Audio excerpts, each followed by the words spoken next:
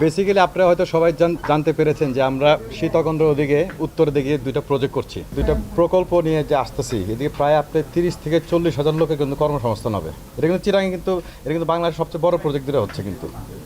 তো এর জন্য আমি বললাম যে মেয়র সাহেব আপনার কিন্তু এদিকে শুধু সিটি কর্পোরেশন না, সিটি কর্পোরেশনের বাইরেও কিন্তু আপনার এক্সট্রাঅর্ডিনারি কিছু ফোকাস রাখতে হবে এই প্রজেক্টের উপরে। তাছাড়া বড় কোনো সংস্থা কিন্তু আমার পক্ষে একা করা সম্ভব না, আমরা সবাই মিলে কিন্তু করতে হবে। এয়ারপোর্ট থেকে যখন আমি আমাদের হোটেলে আসলাম প্রায় 3 থেকে 3.5 ঘন্টা টাইম লাগছে। এইটা কিন্তু সবচেয়ে আপনার একটা দেশের কিন্তু উন্নয়নের জন্য সবচেয়ে আগে দরকার কমিউনিকেশন যদি আপনার 4 ঘন্টা যদি রাস্তায় লেগে যায় তাহলে কিন্তু কোনো ব্যবসায়ী কিন্তু আগাইতে পারবে না।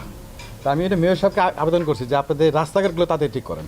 যেমন রাস্তাঘাটে দেখলাম রাস্তার উপর অনেক দোকান টোকান এটা বসে আছে, এগুলো যদি কিছুটা যদি করা যায়, মানে সমন্বয় করা যায়, অনেক কিন্তু ইজি হওয়া সম্ভব।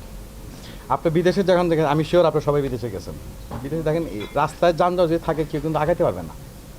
তো রাস্তার যানজটটা ঠিক করেন, তারপর আবর্জনা এইটা ওইটা এগুলো কিন্তু সময়ের সাথে সবই ঠিক হইতে হবে। আর ওনার মতো ডাইনামিক মেয়র থাকতে আমাদের ভরসা আছে, ইনশাল্লাহ উনি পারবে। সো চিটাগাং উন্নয়নের জন্য বসুন্ধরা সবসময় সাথে থাকবে।